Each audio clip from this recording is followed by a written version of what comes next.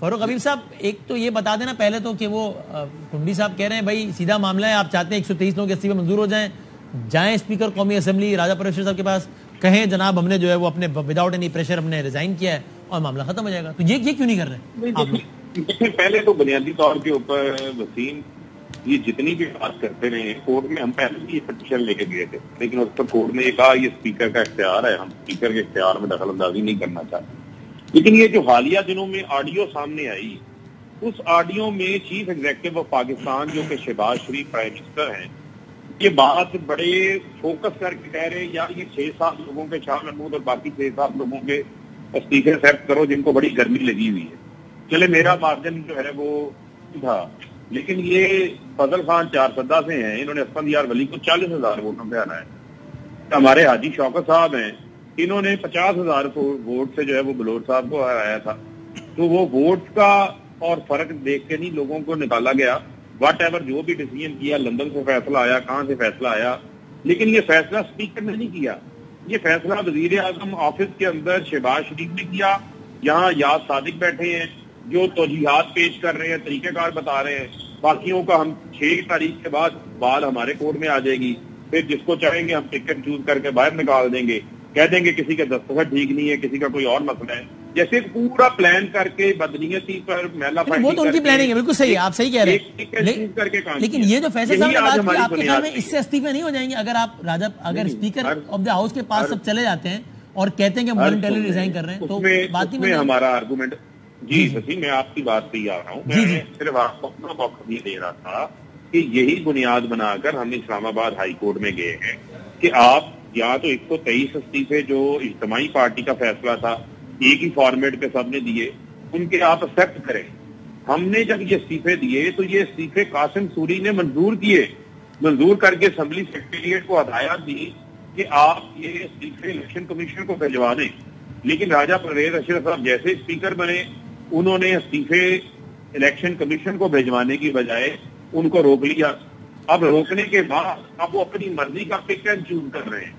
والے 123 حلقوں میں انتخابات ہمیں کوئی اعتراض نہیں ہے, ہم تو بات کی بارہا کہہ چکے ہیں کہ ہم اسمبلیوں سے باہر آ چکے ہیں, ہم ریزائن دے چکے ہیں.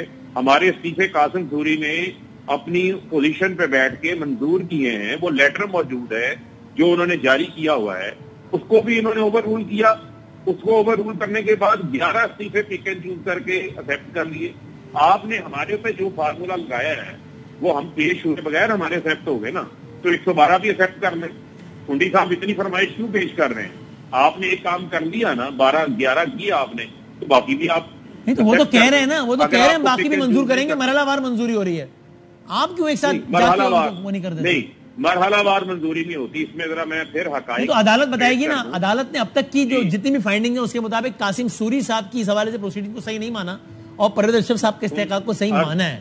نہیں, انہوں نے یہ وہ چیز میں تو وہ گئے ہی نہیں نا, اس چیز میں گئے ہی نہیں. وہ تو آرٹیکل 69 جو کانسٹیٹیوشن کے اندر اسپیکر کے ایکٹ کی طرف سے معاملہ انہوں نے کیا, اس کے اوپر گئے. ڈپٹی اسپیکر کے ایکٹ کو صحیح نہیں مانا نا, جو قاسم سوری صاحب نے آپ لوگوں نے ایکسپٹ کی, تو اس کو تو عدالت نے نہیں مانا نا, ورنہ تو آج آپ ہو گئے ہوتے سابق ہے میں نے سارے. نہیں, اس سطح اس بات کے اوپر معاملہ گیا ہی نا, کیونکہ وہ میٹر اب سپریم کورٹ کے اندر سب جو ہے اس کے اوپر میں بات نہیں کرنا چاہتا. ہم تو ایک فریش پٹیشن اپنی لے کے گئے ہیں اسلام آباد ہائی کورٹ کے اندر. جو میں آپ سے بنیادی طور پہ بات کر رہا ہوں, شاہ محمود قریشی نے اسمبلی کے فلور پہ کھڑے ہو کے کہا, جب کوئی رکن اسمبلی کے فلور پہ کھڑے ہو کے یہ کہہ دیتا ہے کہ میں ریزائن کر چکا ہوں, تو اس کا ریزائن ایکسپٹ ہوتا ہے. انہوں نے یہ کہا کہ ہماری پارٹی نے اجتماعی طور کے اوپر 123 استعفے دے دیے. یہ بنیاد ایک بندہ پوری پارٹی کی بہا پہ بات کر سکتا ہے یا ہر بندے کو یہ کہنا ضروری ہے؟ دیکھیں, جب ان کے پاس ان کو اختیار دے دیا پارٹی نے, سب نے اختیار دیا, پارٹی کی پارلیمانی پارٹی کی میٹنگ میں یہ اختیار دیا.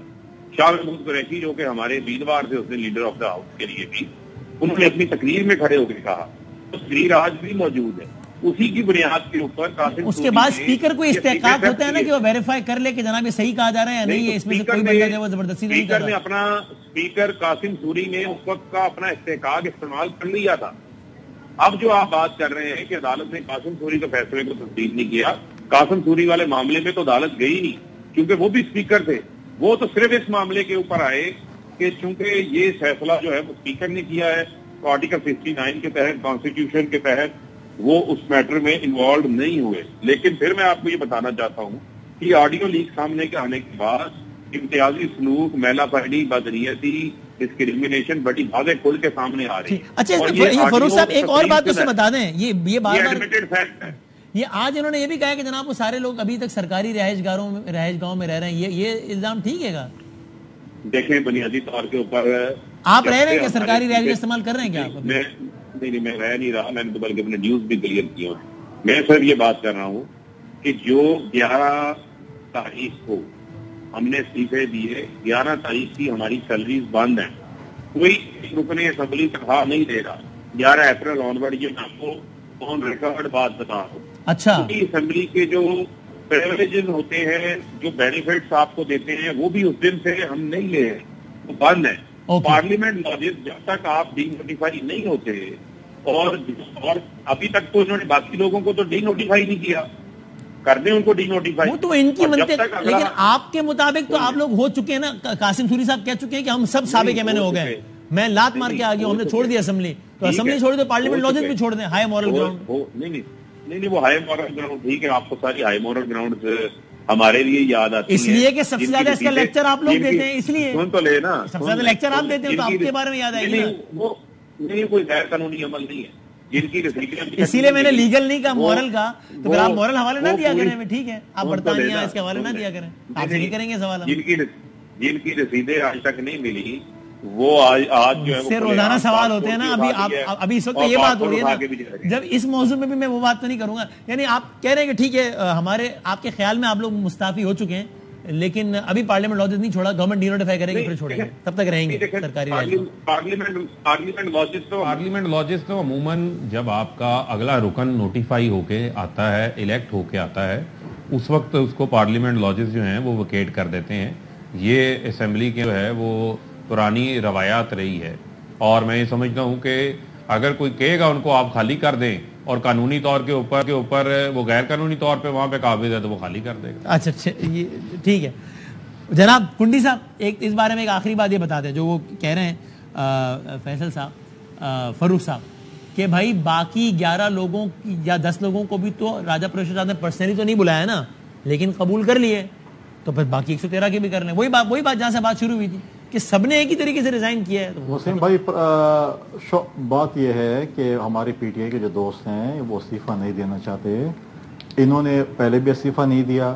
دوسری بات یہ ہے کہ جو انہوں نے شاہ محمود قریشی کی بات کی، شاہ محمود قریشی کھڑا ہوا، اس نے کہا کہ ہم ریزائن کرتے ہیں. شاہ محمود قریشی کو پارلیمنٹ میں کوئی کسی کا اختیار نہیں ہوتا کہ کوئی کسی کے بیاہ پہ بات کرے.